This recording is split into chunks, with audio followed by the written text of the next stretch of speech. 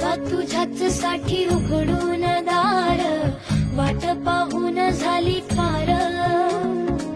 चिंता हरून देवा थकला असणार, दे माझ्या खांद्यावर भार. थोडा इथं टेकून जा, घास खाऊन माझ्या हातातला.